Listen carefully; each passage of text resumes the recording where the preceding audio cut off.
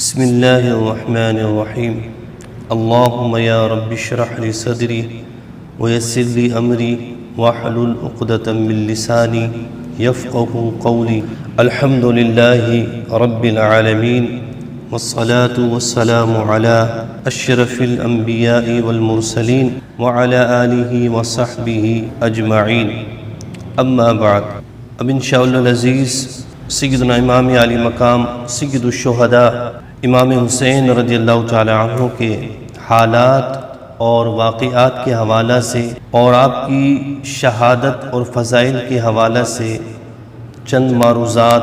آپ حضرات کے سامنے ہم ذکر کریں گے۔ اللہ رب العزت کی بارگاہ میں دعا ہے کہ اللہ رب العزت ذکر امام علی مقام کے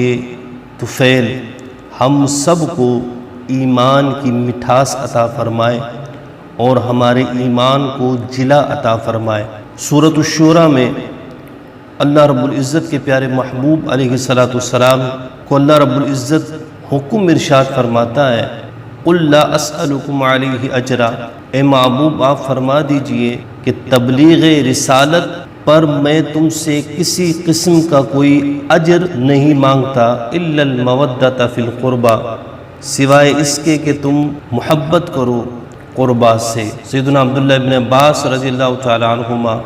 اور جمیع محدثین و مفسرین کا اس بات پر اجماع ہے کہ یہاں قربا سے مراد رسول اللہ صلی اللہ تعالی علیہ وسلم کے قرابت دار ہیں۔ تو اللہ رب العزت کے پیارے محبوب علیہ السلام نے ارشاد فرمایا کہ تبلیغ رسالت پر تمہیں ہدایت دیے جانے پر اور تمہیں گمراہیت اور دلالت کی تاریکی سے نکال کر ہدایت کے رستے پر گامزن کرنے پر میں تم سے کسی قسم کا کوئی اجر نہیں مانگتا، کوئی اجرت نہیں چاہیے سوائے اس کے کہ تم میرے قرابت داروں سے محبت کرو۔ نبی کریم علیہ السلام کی اقدس بارگاہ میں یہ عرض کیا گیا، یا رسول اللہ یہ قرابت دار ہیں کون کہ جن سے محبت کرنے کا ہمیں حکم دیا گیا ہے؟ تو رسول اللہ صلی اللہ تعالی علیہ وسلم نے ارشاد فرمایا وہ علی ہیں،